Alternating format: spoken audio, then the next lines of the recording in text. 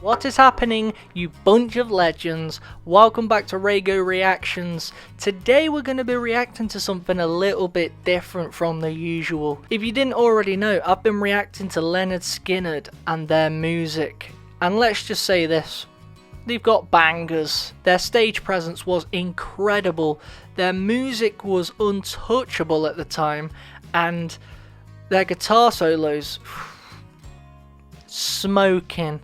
However, for those of you who don't know, in 1977 a tragic accident happened where they were on a plane and for some unbeknown reason the plane went down and a few of the band members died. I don't know the full story, so the whole point of today is I've got a little documentary here. It's called The Terrifying Last Minutes of Lynyrd Skynyrd. It's going to tell me all about what happened on the plane, the reasons it happened, and yeah, basically fill in all the holes that I don't know. So if you don't know, stay tuned and let's do this journey together. Let's go. October 20th, 1977 was a date that would forever echo through the halls of music history, but not for the reasons anyone had anticipated. Lynyrd Skynyrd, the Southern rock stars, had just dropped their game-changing album Street Survivors 3 days prior. Their star was shining bright as they took center stage at the Greenville Memorial Auditorium in Greenville, North Carolina. In the spotlight, they shone like never before, with iconic hits such as Sweet Home Alabama and Free Bird electrifying the audience. Bangers. Lynyrd Skynyrd was soaring to new heights of fame, and a big American tour would follow. But behind the scenes, a chilling fate was closing in. Little did they know this would be the last time the founding members of the band would perform together. After Street Survivors hit the shelves on October 17th, Lynyrd Skynyrd started a big tour across America. Rather than relying on commercial flights or spending long hours on a tour bus, the band made the decision to rent a Convair CV-240 dual prop airplane for their travel between concert venues. This choice allowed them to reach their destinations faster and easier, accommodating their busy touring schedule. Interestingly, just months prior, Aerosmith had considered renting the same airplane, but their management declined it due to safety concerns, especially after observing the pilot and co-pilot drinking from a bottle of Jack Daniels during an inspection, and this decision may have saved their lives. Following a concert in Lakeland, Florida, Lynyrd Skynyrd flew to Greenville, South Carolina. Hold on a second. May have saved their lives. Well, it would have, because if Aerosmith would have bought it and they were on the plane, I'm pretty sure the same thing might have happened. And I wonder, before we even go any further, did the management team let Lynyrd Skynyrd know that there was problems with this plane before they were looking? Or when Lynyrd Skynyrd went to view the plane, all that was brushed under the carpet and it was just like, oh, don't let these guys know there's stuff wrong with the plane as well. You know what I mean? Lynyrd Skynyrd are just going, oh, this plane's Gucci. That kind of should be written down, and whoever goes to view it next, they need to be able to see that and go, at their own risk, if they want to take this plane on. For their next show on October 19th, 1977. During the flight, a 10-foot stream of sparks and flames shot from the plane's right engine. Some band members immediately raised concerns about the plane, even telling the lead singer, Ronnie Vanzant, that they would leave the tour unless they got a different aircraft. Cassie, the backup vocalist and sister of guitarist Steve Gaines, was so scared of the plane that she would rather travel in the band's cramped equipment truck instead. But Vanzant convinced her to board the plane. Switching planes meant canceling tour dates, something Vanzant strongly opposed. He believed the band couldn't just abandon their loyal Southern fans, they had to board that plane once again. Little did they know the fate that awaited them. On October 20th, after an electrifying concert in Greenville, the band members and crew boarded the 30-year-old airplane that would fly them to Baton Rouge, Louisiana. At the time, Lynyrd Skynyrd boasted a lineup featuring vocalist Ronnie Vanzant, guitarist Steve Gaines, Alan Collins and Gary Rossington, drummer Artemis Pyle, bassist Leon Wilkson, and keyboardist Billy Powell. What a lineup. In addition to these core members, the band was complemented by a trio of talented female backup singers, collectively known as the Honkettes. This trio consisted of Leslie Hawkins, JoJo Billingsley, and Cassie Gaines. As they boarded the plane, Vanzant was heard saying to Cassie, "If your time is up, your time is up," while he tried to reassure her. The band's next destination was Louisiana State University, where they were scheduled to perform the following night. The anticipation was high, and spirits were soaring as they took off. However, little did they know that this journey would take a tragic turn. On board of the plane were 26 passengers, including the band members, but only 20 would live to see another day. That night, the first stretch of the 700-mile flight to Baton Rouge was... Hold up, 26 people on board, but 20 of them still survived. I don't know, about flying, and there's been a lot of flights gone wrong recently. I'm not sure if all you guys have been watching the news, rest in peace, but even in the past year or two, I've heard of planes going down and accidents occurring. There's so many people involved when it comes to a plane, you don't realise. When you get on that plane, it all comes down to, from the pilot to the man who fastens the petrol caps, you know what I mean? It's even the airline mechanics. Have they done their job correct? Have they got lazy? Are they putting the correct airplane parts on? Because that's happened in the past. There's been mechanics who have put on the wrong aeroplane part, which it's like putting a Ford exhaust pipe on a Mercedes exhaust pipe. So, stuff like that's gone wrong. I've watched plane documentaries and it's just doesn't fill me with hope. Smooth sailing, but towards the end of their flight, the pilots made a startling realization. The aircraft was running low on fuel and disaster was lurking. Suddenly, the right engine stopped functioning. This was the same engine that caused problems on the previous flight. And in a desperate attempt to transfer fuel from the left engine to the right, the flight crew accidentally jettisoned the remainder of their fuel into the atmosphere. Panic set in as they realized they didn't have enough fuel to make it to their destination. Desperation took over, and the pilots tried to change their course. They were aiming for the nearest airport, Macomb Pike Airport, just a few miles outside Macomb, Mississippi, but they soon faced a harsh reality. They didn't even have enough fuel to make it there. To make things even worse, at 10,000 feet and no fuel remaining, the left propeller also stopped working. The plane began to plummet, and this left them with no option but to attempt an emergency landing in an open field if they wanted any chance of surviving. Meanwhile, the passengers on board were completely unaware of the serious situation unfolding around them. Ronnie Vanzant was curled up with a pillow, sound asleep in the aisle at the back of the plane. He had been out partying the night before and desperately needed some rest. Other passengers were playing poker, trying to pass the time. It all seemed like a typical flight until the drummer, Artemis Pyle, decided to visit the cockpit and check on the flight crew. The moment he entered the cabin, a visibly panicked pilot named Walter McCreary urgently instructed him to return to his seat and buckle up. The severity of the situation became very clear, and a feeling of anxiety quickly spread throughout the entire plane. Most passengers sat in stunned silence, closing their eyes and clenching their fists, while others prayed, hoping for a miracle. Guitarist Gary Rossington vividly remembered a chilling noise that sounded like hundreds of baseball bats hitting the outside of the plane as it began striking trees. What? They went past the intended landing area and were left with no choice but to crash into a swampy, wooded area. As they grazed the treetops for almost 1,000 feet, the noise got louder and louder until the plane came to a halt in a 3-foot-thick pine tree. The impact tore the plane completely apart in the 10 to 12 seconds it took to go from 100 miles per hour to a sudden stop. This force threw the passengers out of the plane and onto the forest ground. Rossington passed out during the crash, and when he regained consciousness several minutes later, he found himself on the ground with the plane's door on top of him. What? In his confused state, he looked at the scene and quickly realized that the plane was completely destroyed. The wings and tail had been torn off, and the cockpit, containing the deceased pilot, had separated completely. What? The plane had slid 500 feet after impact, leaving a trail of wreckage behind. That's crazy. Imagine surviving a plane crash and just 1 minute you're 30,000 feet in the sky, the next you're on a field with a plane door on top of you. Now that is a miracle. Okay, there's a couple things though. Are we taking precautions? Do you know what I mean, pilots? Because it's scary. I mean, the pilot has made a mistake by dumping all the fuel out in a plane. I mean, I'm no mechanic from a plane, but I'm pretty sure how it works is one engine's got fuel and the other engine's got fuel, and there's like a passage way in between the middle of the plane, which is locked. And what you can do is you can open that up and you can pour the fuel from the right side into the left. So if the right engine goes, you can push it all into the left and then lock it again. So we're keeping the fuel.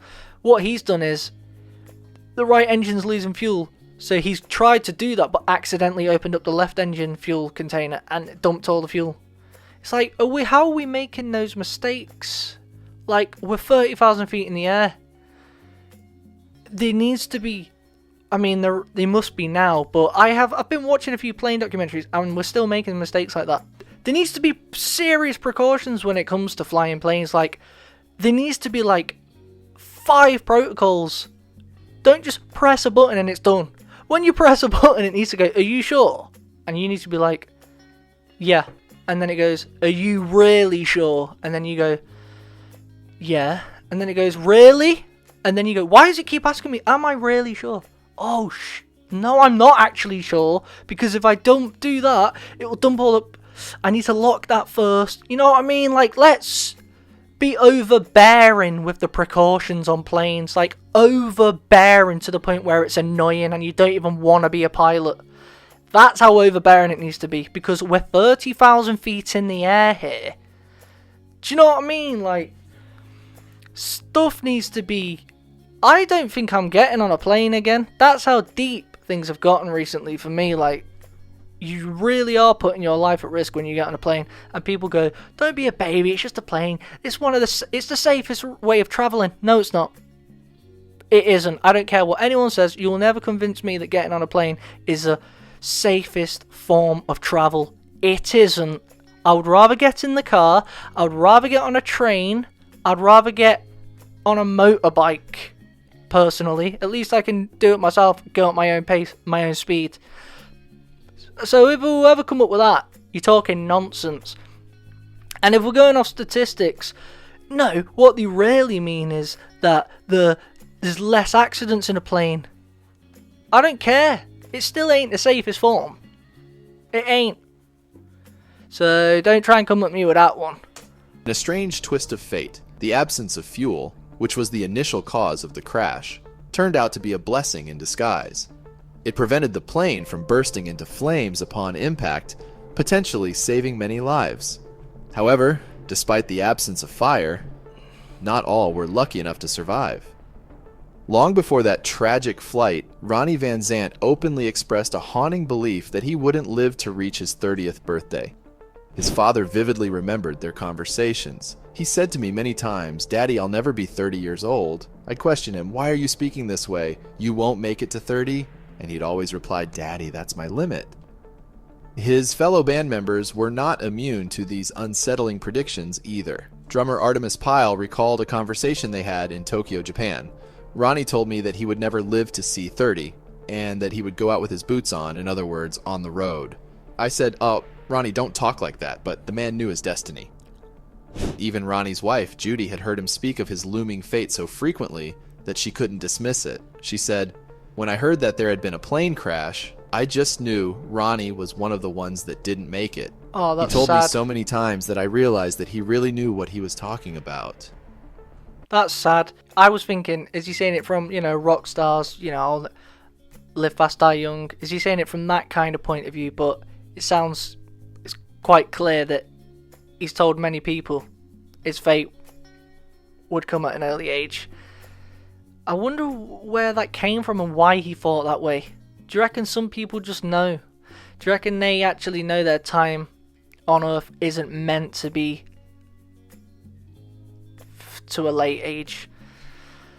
I wonder if it's just a feeling in your gut that you can tell these things. Because that's a scary way to think. And I wonder if he was sad when he said it. Like, I won't survive till 30. Do you reckon when he was saying it, he was okay with it? He was like, obviously it's not great, but I accept it. I live like a rock star, and if it happens, it happens. It's also kind of catch-22. It's a good mentality to have, really, because, you never live in fear. You live each day as it comes, and sometimes I feel like I would like to think like that, because I'll be honest, death scares me, as it does a lot of people. But having that it's going to happen. Mind frame. I envy. And it seems to me like he had that, and that makes me feel a bit more at peace when I think of what happened to him, because he was accepting of it. Hopefully. You know what I mean? Either way, it's a disaster, but it makes it a bit more easier knowing he was semi-okay with it. Sadly, his premonition did indeed come true. 87 days before his 30th birthday, Ronnie Vanzant tragically lost his life in the devastating plane crash. He was violently thrown from his seat, hit his head against a compartment, and died immediately. However, the crash not only claimed the frontman Ronnie Vanzant, but also guitarist Steve Gaines, who died on impact. Backing vocalist Cassie Gaines, who was thrown from the plane and died shortly after. The band's road manager, Dean Kilpatrick, who was found dead in a swamp, and the plane's two pilots, Walter McCreary and William Gray. While the majority of survivors were seated towards the rear of the plane, no one escaped without serious injuries. Keyboardist Billy Powell suffered severe injuries, including a nose that was nearly torn off, and extensive facial and leg lacerations, nearly leading to fatal bleeding. Guitarist Gary Rossington broke both arms, both legs, both wrists, both ankles, and his pelvis. And drummer Artemis Pyle suffered multiple broken ribs in the crash. However, despite his injuries, Pyle somehow managed to navigate through a challenging terrain of a swampy creek and a dark field to reach a nearby farmhouse for help. It was getting dark, and there was a helicopter overhead searching for survivors, but since there was no fire, there was nothing to see. Pyle persevered, crossing a barbed wire fence, sustaining puncture wounds in the process. But as he approached the farmhouse, a man emerged with a rifle. The man yelled, "Halt!" But Pyle was in shock and stumbled forward. The farmer then shot him in the left shoulder, causing him to spin and fall. The impact spun him around and he collapsed, believing it might be his final moments. Come on! What is wrong with people? Like, really? Shooting someone when he's limping towards you, like, I mean, come on. Let me at least knock him out. If I'm really that scared, I'll get the gun and, you know, what did he call that? Pop him with the gun. Like, what am I doing shooting someone? He's not coming at me with a gun. He's not coming at me with a weapon. He just looks scared. Yeah, he's shouting and it's slightly intimidating, but I'll give it the benefit of the doubt. You know what I mean?